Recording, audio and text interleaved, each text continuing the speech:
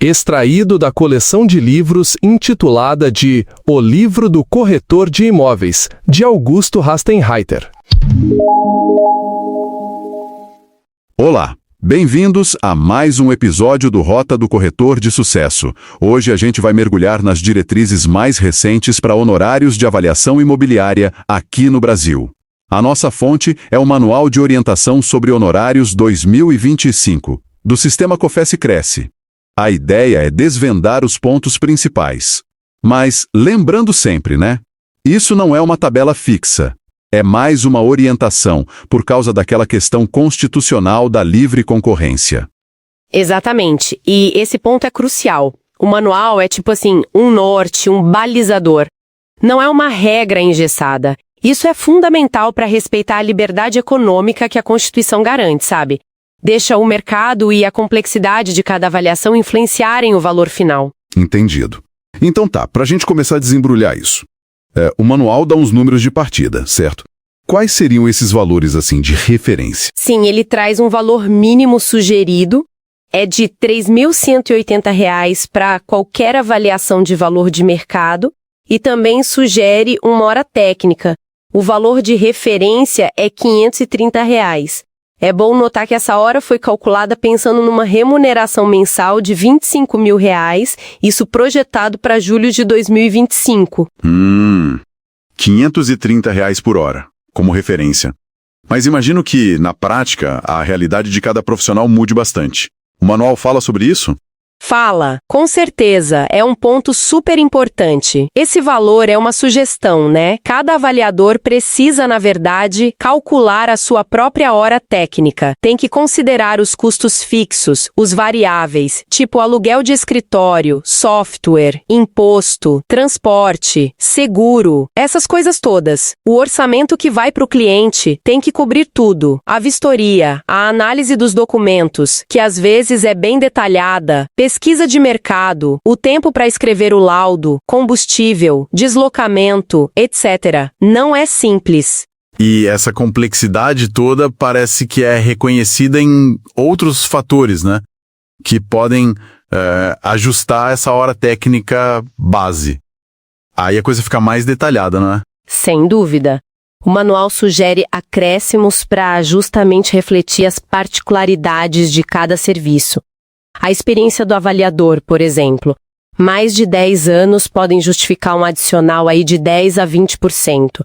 Se for acima de 15 anos, pode chegar até a 30%. Isso valoriza a bagagem do profissional. Faz sentido, claro.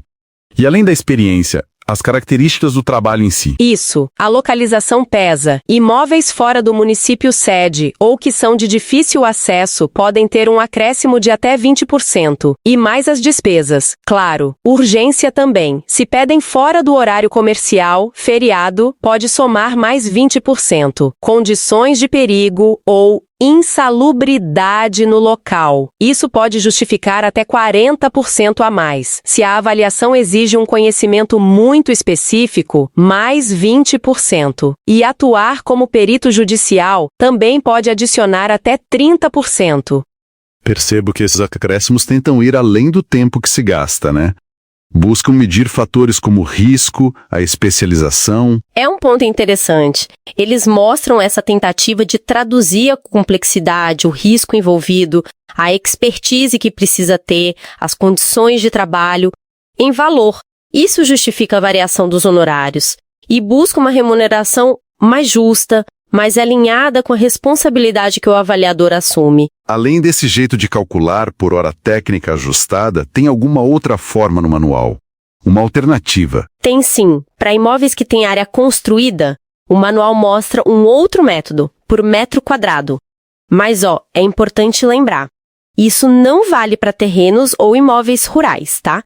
É uma tabela progressiva. Começa em R$ 31,80 por metro quadrado para imóveis até 100 metros quadrados. Aí tem descontos para áreas maiores. 20% de desconto entre 100 e 200 metros quadrados, 30% entre 200 e 300 metros quadrados e 40% para o que passar de 300 metros quadrados. Pode ser mais direto em alguns casos, mas talvez não tão preciso para situações muito fora da curva. Interessante ter essa opção também. Agora, um ponto que me chamou a atenção foi a recomendação bem forte para não calcular os honorários como um percentual do valor do imóvel. Por que isso? Essa diretriz é chave para credibilidade. E o CNAE, o Cadastro Nacional de Avaliadores, reforça isso. A preocupação principal é garantir a isenção, a imparcialidade do avaliador, sabe? Se o quanto ele ganha dependesse do valor que ele encontra para o imóvel, poderia surgir uma pressão, mesmo que sem querer, para ajustar o resultado. Isso comprometeria a confiança no laudo. Entendi. É uma proteção ética importante, então. Pra gente fechando, tem mais alguma orientação prática do manual que vale a pena destacar? 2 coisinhas rápidas. Primeiro, o manual sugere corrigir anualmente os valores de referência pelo IPCA do IBGE, para manter o valor atualizado com a inflação, né? E, no caso de perícia judicial, existe a possibilidade do juiz autorizar um adiantamento, até 50% dos honorários. E isso ajuda no fluxo de caixa do perito. Então, para a gente resumir o que a gente viu, o manual é tipo uma bússola importante, né? Um guia que dá parâmetros, mas sem travar o mercado, respeitando a livre concorrência.